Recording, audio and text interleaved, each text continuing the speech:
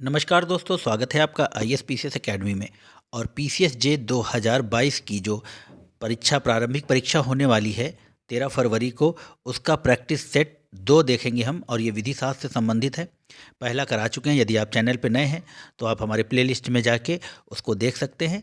और यहाँ पे पहला क्वेश्चन कह रहा है कि किसने कहा था विधि सिद्धांत को नीति शास्त्र, राजनीतिक शास्त्र, समाजशास्त्र, इतिहास इत्यादि से अप्रभावित रहना चाहिए।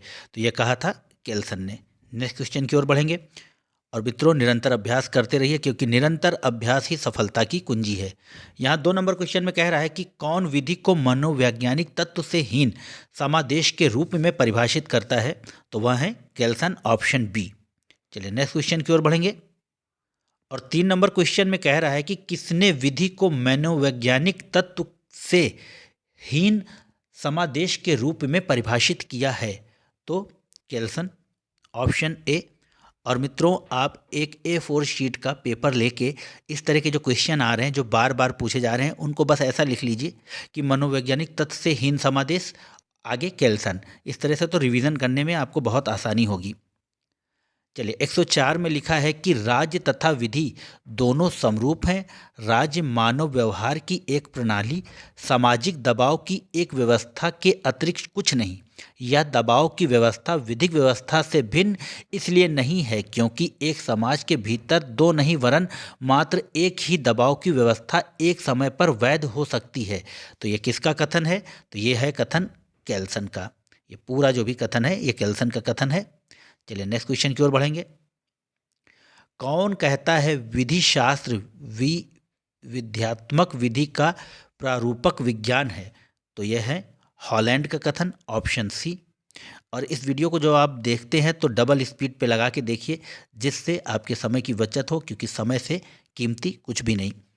लिखा है 6 नंबर में, निम्नलिखित में से किसने यह कहा था कि विधि शास्त्र रचनात्मक विधि का रीतिबद्ध विज्ञान है? तो यहाँ पर आपने पहले देखा हॉलैंड। बहुत रिपीटेड क्वेश्चन आते हैं PCS जे में। किसका मत है कि समस्त विधि संग्रह को अधिनियमित विधि के रूप में बदलने की प्रक्रिया को संहिताकरण कहते हैं? तो ये क्वेश्चन 107 और वो कहते मत है सामंड का। चलिए नेक्स्ट क्वेश्चन की ओर बढ़ेंगे। किसने विधि शास्त्र के निम्नलिखित 3 वर्गीकरण किए हैं? तो ये किसने किए हैं? तो ये किए हैं ऑप्शन ए सामंड। फटाफट देखते रहेंगे। विश्लेषणात्मक, ऐतिहासिक एवं नैतिक विधि शास्त्र के 3 भाग हैं। किसके अनुसार? तो यहाँ पर आपने देखा वो सामंड के अनुसार।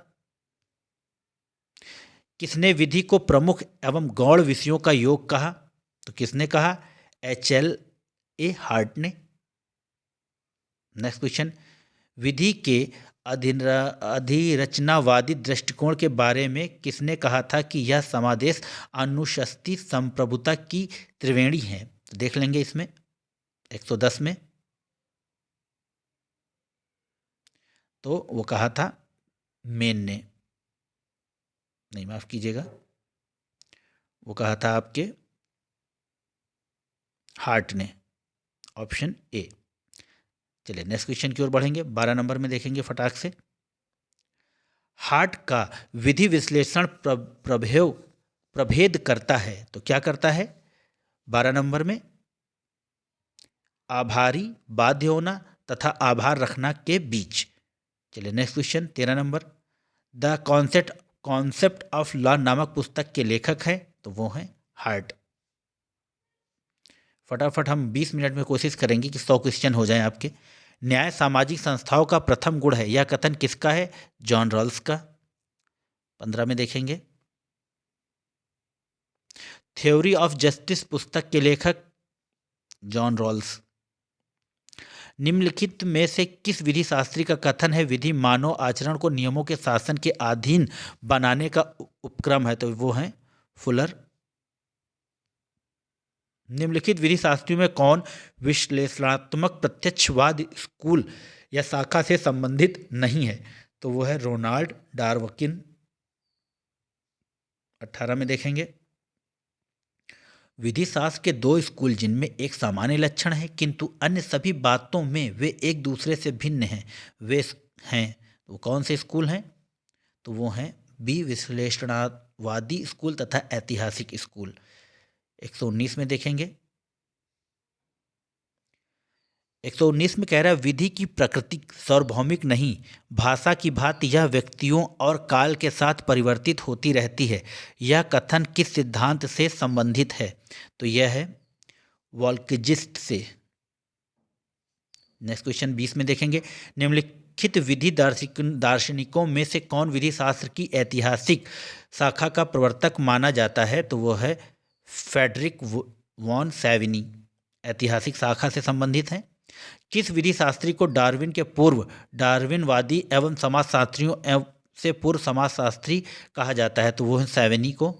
ये बहुत इंपॉर्टेंट क्वेश्चन है, ये बहुत बार पूछा जा चुका है। ऐतिहासिक स्कूल का डार्विन कौन कहलाता है? तो फिर देखिए आ गया सैविनी। 23 नंबर में देखेंगे, विधि शास्त्र के ऐतिहासिक स्कूल तथ्य की प्रतिक्रिया थी कल्पना के विरुद्ध। 24 में विधि शास्त्र में विधि के राष्ट्रीय चरित्र को प्रस्थापित किया। तो कहाँ पे प्रस्थापित किया गया?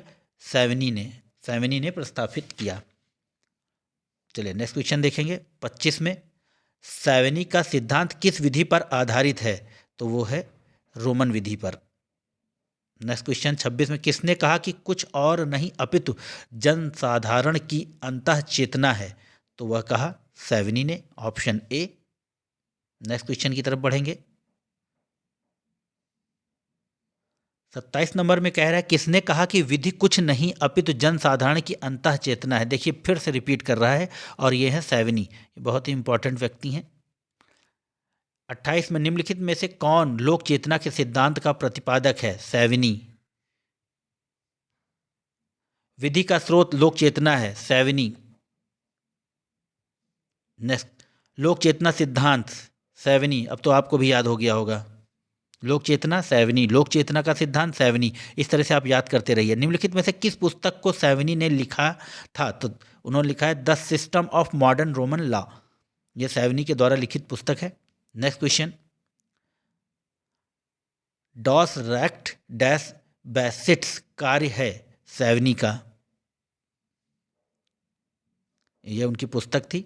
चलिए 33 में देखेंगे, निम्नलिखित में से किस विधि शास्त्री ने संहिताकरण का विरोध किया जो विधिक विकास को एक लौह पिंजरे में बंदी बना सकता था तथा व्यक्तियों के विचारों की बाढ़ के उस निर्बाध प्रवाह को सुनिश्चित करने का प्रयास किया जो जल की शानदार असंयंत्रता से प्रवाह में है?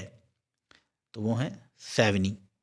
चलिए नेक्स्ट, निम्नलिखित विचारधाराओं में से कौन सी एक इस विचार से जुड़ी है कि विधि पाई जाती है, बनाई नहीं जाती, यह स्वयं विद्यमान है? तो यह है आपके बी, ऐतिहासिक विचारधारा, क्योंकि इतिहास से जो हम सीखते हैं वही संहिताकरण करते जाते हैं, उसी का हमारी वो विधि बनती जाती है।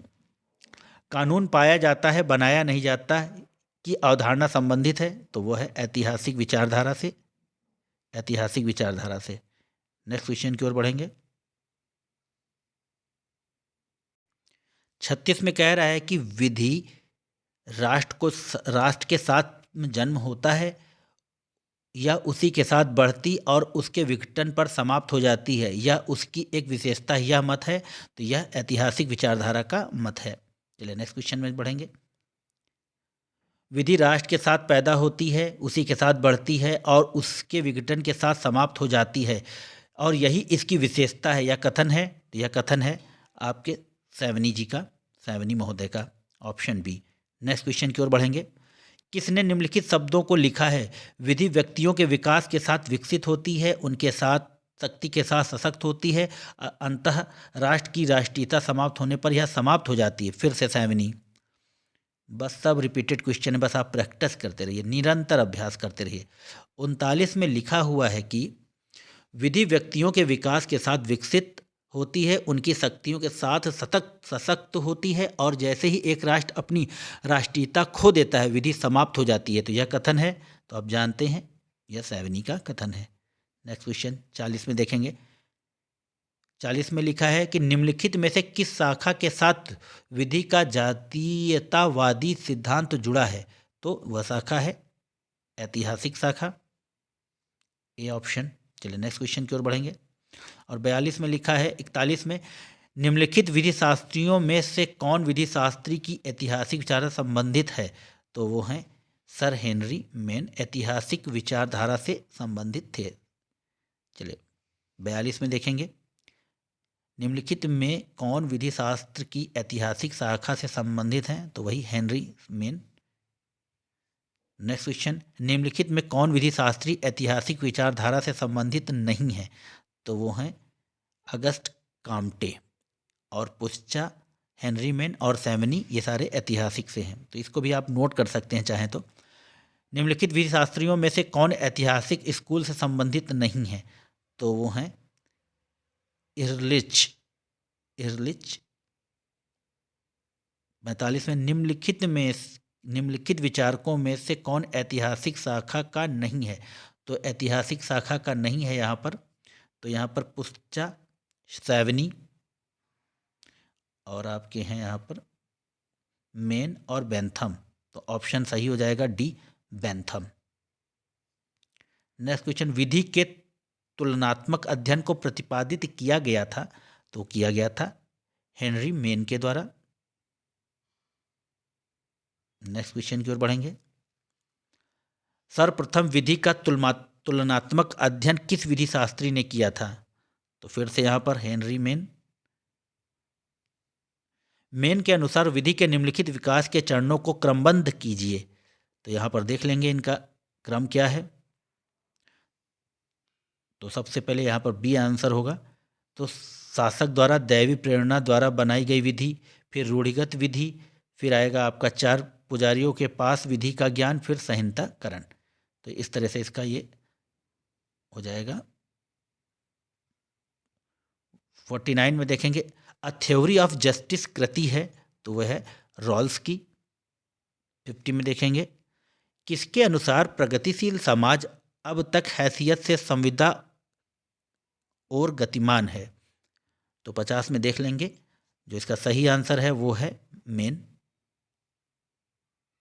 नेक्स्ट क्वेश्चन की ओर बढ़ेंगे। 51 में लिखा है कि कुछ समाजों समुदायों का विशिष्ट लक्षण है कि वे विधि का विकास परिकल्पना, साम्य और विधायन के माध्यम से करते हैं। यह कथन है, तो यह कथन है प्रगतिशील समाजों से। 2016 का क्वेश्चन है। चलिए नेक्स्ट क्वेश्चन की ओर बढ़ेंगे।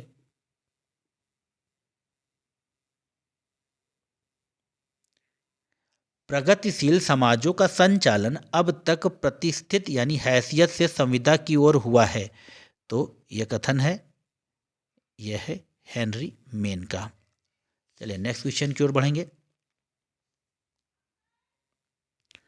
सूची 1 को सूची 2 से मिलाना है। तो यहाँ पर देख लीजिए, पहले से ही ऑप्शन में बी का लगा हुआ है, तो हम मिला लेंगे और जिससे हम लोगों की भी प्रैक्टिस हो जाएगी। तो ए का 4 यहाँ पर है, तो ग्रेसियस डी जूरे बेली ए पेसिस। फिर B1 जेंटिलिस नैसर्गिक विधि। फिर C3 है ऑस्टिन अधिरचनावादी शाखा का पूर्ववर्ती। और अब बचा विक्टोरिया, तो प्रतिस्थापित नैतिकता। ये होगा इसका आंसर। चलिए नेक्स्ट क्वेश्चन की ओर बढ़ेंगे। डी जूरे वैली ए पेसिस पुस्तक के लेखक हैं, तो अभी आपने देखा यहाँ पर ग्रेसियस। समाजशास्त्री स्कूल कार्य की प्रतिक्रिया थी, तो यहाँ पर 56 का जो आंसर हो जाएगा, ये हो जाएगा प्रमाणवाद के विरुद्ध। नेक्स्ट देख लेंगे। सर्वाधिक व्यापक अर्थों में विधि सामाजिक दशाओं का यौगिक स्वरूप है जिसे वाह्य व्यवस्था के माध्यम से राज्य की शक्ति के द्वारा प्रदान किया जाता है। यह कथन संबंधित है, तो यह कथन है समाजशास्त्री विचारधारा से। नेक्स्ट क्वेश्चन देखेंगे। विधि अंततः शांतिपूर्वक कार्यरत आंतरिक ताकतों की उपज है। यह कथन विधि शास्त्र की किस शाखा से संबंधित है? तो वह है ऐतिहासिक शाखा से। चलिए नेक्स्ट क्वेश्चन की ओर बढ़ेंगे। यहाँ पर कथन और कारण दिया हुआ है 59 में। समाजशास्त्री विचारधारा की पाउंड के नाम से पहचान करना सरल है, क्योंकि समाजशास्त्री विचारधारा का ना तो पाउंड से प्रारंभ होता है और ना अंत। तो जो इसमें सही आंसर होगा, ए और दोनों सही है, किंतु आर ए की सही सही स्पष्टीकरण नहीं होता। जब इस तरह क्वेश्चन आए तो बस यहाँ पर क्योंकि लगा लीजिए आप, क्योंकि, तो आपको इसका सही भाव पता चल जाएगा। चलिए नेक्स्ट क्वेश्चन की ओर बढ़ेंगे। 60 नंबर क्वेश्चन में कह रहा है कि निम्नलिखित 4 प्रकार के विधिक सिद्धांतों पर विचार करें। तो यहाँ पर है जन चेतना, विधि का आज्ञापक सिद्धांत, सामाजिक अभियांत्रिकी, सामाजिक संहिता। समय के अनुसार वे किस क्रम में आए इसे पहचानिए। तो इसका जो सही आंसर हो जाएगा वो है बी, इस क्रम में आए हैं। तो पहले विधि का आज्ञापक सिद्धांत, फिर जन चेतना, फिर आएगा सामाजिक संहिता, फिर सामाजिक अभियांत्रिकी। चलिए नेक्स्ट क्वेश्चन की ओर बढ़ेंगे। निम्नलिखित में से किसने सामाजिक समेकता के सिद्धांत का प्रतिपादन किया। तो वो है ड्यूगिट। नेक्स्ट क्वेश्चन, निम्नलिखित में कौन से विधिवेत्ता का नाम सामाजिक समेकता यानी कि सोशल सैलिडैरिटी के सिद्धांत से जुड़ा है। तो वह है डिगी या ड्यूगिट। चलिए नेक्स्ट क्वेश्चन देखेंगे। सामाजिक एकता का प्रतिपादन किया, देख लीजिए फटाफट, ड्यूगिट से। 64 में लिखा है किसने कहा कि सामाजिक समेकता एक तथ्य है और यह सामाजिक जीवन के लिए आवश्यक है। तो वो है ड्यूगिट। सामाजिक समेकता का आधार समाज के लोगों की पारंपरिक निर्भरता है। ऐसे ही बार बार आएंगे तो आपको याद भी हो जाएंगे, वही फिर से ड्यूगिट। चलिए नेक्स्ट क्वेश्चन। फिर यहाँ पर एक सूची है और उसको सूची 1 को सूची मिलाना है। तो चलिए इसका सही आंसर है डी, और हम लोग देख लेंगे ए का 3 यानी कि थॉमस एक्विनास तर्कों का आदेश, फिर B2 जॉन ऑस्टिन समादेश सिद्धांत, फिर C1 केल्सन मानक क्रम, और फिर हो गया D4 रॉल्स न्याय का सिद्धांत। चलिए नेक्स्ट क्वेश्चन की ओर बढ़ेंगे। ड्यूगिट के अनुसार सामाजिक संस्कृति में श्रम का विभाजन सर्वाधिक महत्व का तथ्य है। इस सिद्धांत को नाम दिया सामाजिक सहमति यानी एकात्मकता। चलिए नेक्स्ट क्वेश्चन की ओर बढ़ेंगे।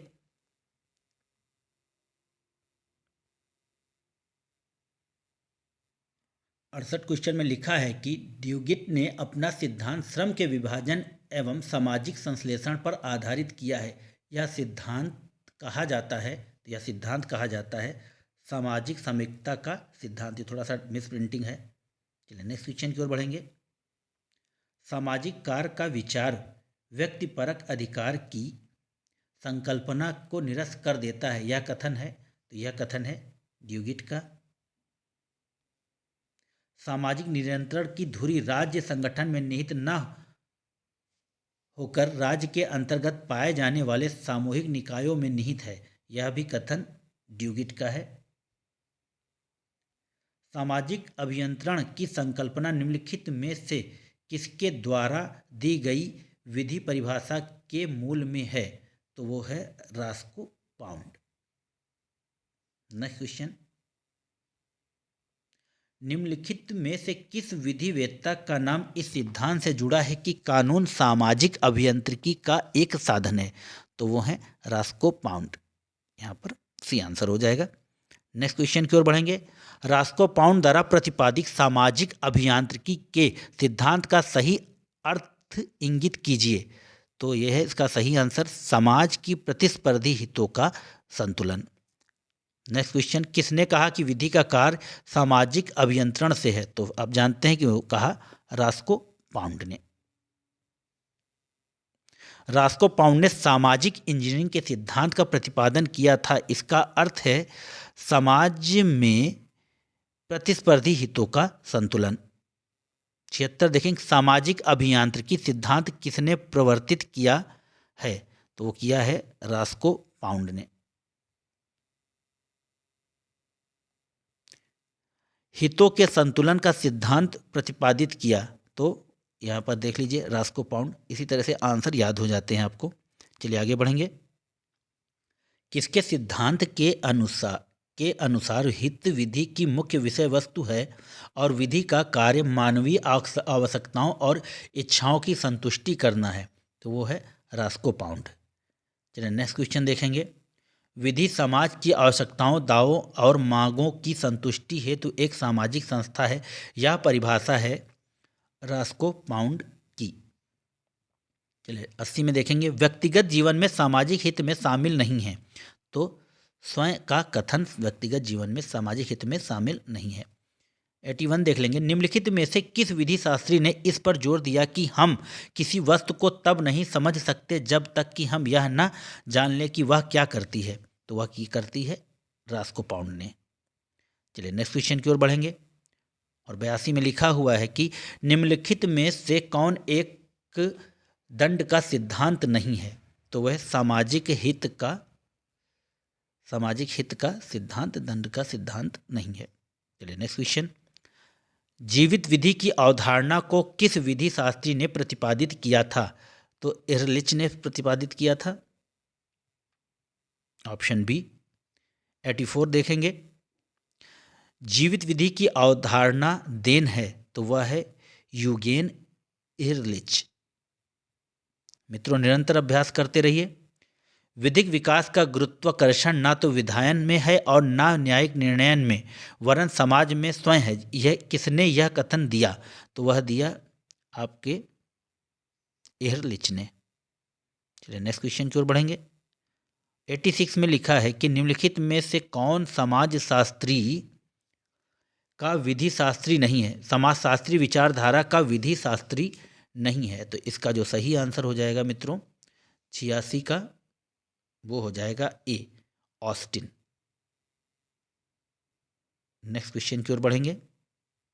यहाँ पे लिखा है कि निम्नलिखित में से कौन विधि शास्त्र की समाजशास्त्रीय शाखा से संबंधित नहीं है, तो वह संबंधित नहीं है रास्को पाउंड, यानी ऑप्शन ए।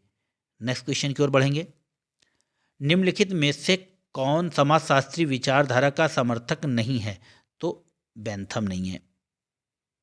89 प्रख्यात निबंध यानी determining ratio decidendi of a case के लेखक हैं, तो इस केस के लेखक हैं आपके गुडहर्ट, ऑप्शन बी। 90 नंबर में देख लेंगे। कौन सी विचारधारा अध्ययन करती है कि उन शक्तियों का जो न्यायाधीशों को निर्णय लेने में प्रभावित करती है, तो यथार्थवादी विचारधारा न्यायाधीशों को निर्णय लेने में प्रभावित करती है। अंतर्राष्ट्रीय विधि, माफ कीजिएगा, अंतर्राष्ट्रीय विधि का विकास राज्यों की रीतियों द्वारा भी होता है और जिसे कहा जाता है अंतर्राष्ट्रीय रूढ़ विधि, ऑप्शन सी। 92 में देखेंगे। न्याय कभी दिया नहीं जाता, यह कठिन कार्य होता है जिसे प्राप्त करना होता है। यह किसने कहा था, तो ये कहा था आपके फेडरिक ने, ऑप्शन बी। फेडरिक ने कहा था न्याय कभी दिया नहीं जाता। विधि के विसल ब्लोअर का अर्थ है, तो विसल ब्लोअर का क्या अर्थ होता है यहाँ पर, वह व्यक्ति जो भ्रष्टाचार के संबंध में सूचना देता है। 94 में देखेंगे। यहाँ पर लिखा है कि रोमन विधि से राज्य उत्तराधिकार के नियम को प्रथम बार किसके द्वारा समाविष्ट किया गया, तो 94 का देख लेंगे तो वो ग्रेसियस के द्वारा समाविष्ट किया गया, ऑप्शन डी हो जाएगा इसका आंसर। 95 में है किसने कहा कि लोकनीति एक अभी अनियंत्रित घोड़ा है, तो न्यायाधीश बोरो ने कहा कि लोकनीति एक अनियंत्रित घोड़ा है। जब समता भंग की गई हो तब उसका पुनः स्थापन करने में न्याय का वर्णन अरस्तु ने किस प्रकार किया था, तो वह किया था सुधारक न्याय। 97 में देखेंगे।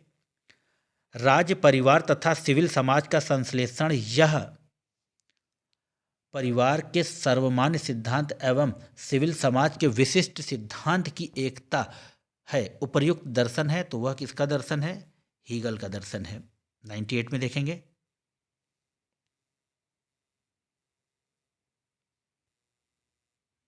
निम्नलिखित में से कौन सा सही समुच्चय है, यहां पर देख लेंगे। यहां पर सही समुच्चय जो है वो बी है। 2 और 3, तो देख लेंगे 2 और 3 में क्या लिखा है, ऑस्टिन तथा विश्लेषणात्मकवाद, और 3 में है रॉस्को पाउंड तथा समाजकीय विधि शास्त्र। 98 का देख लेंगे मित्रों, 98 का यहाँ पर सी सही है, तो यहाँ पर हम मिला लेंगे।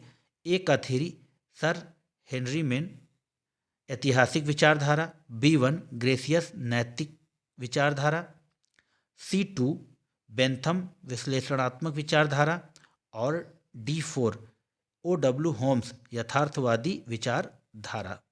चलिए नेक्स्ट क्वेश्चन की ओर बढ़ेंगे और आखिरी क्वेश्चन देखेंगे हम, और आखिरी क्वेश्चन का हम सीधे विश्लेषण ही देख लेंगे। इसमें क्या कह रहा है, एक सूची को सूची 2 से मिलाना है, तो हम सीधे इसकी व्याख्या पढ़ लेंगे।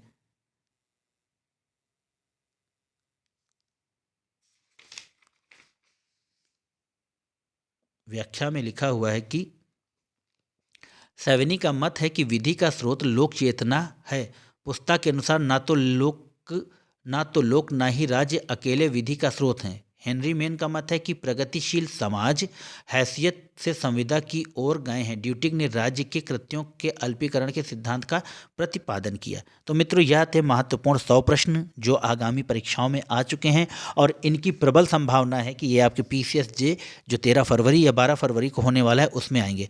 तो मित्रों, निरंतर अभ्यास करते रहिए, प्रैक्टिस करते रहिए, और मैं और भी सब्जेक्ट के जो जितने भी विधि के सब्जेक्ट हैं उन पर प्रैक्टिस सेट लेके आऊँगा। तो चैनल पे बने रहिए, आप इसको शेयर कीजिए, लाइक कीजिए, सब्सक्राइब कीजिए, और मेरा भी हौसला बढ़ाइए जिससे मैं और भी वीडियो को बनाने पाऊँ और भी आपकी सहायता करने पाऊँ आपकी परीक्षा में। तब तक के लिए मुझे इजाज़त दीजिए। धन्यवाद। जय हिंद, जय भारत। आपका दिन शुभ हो। नमस्कार।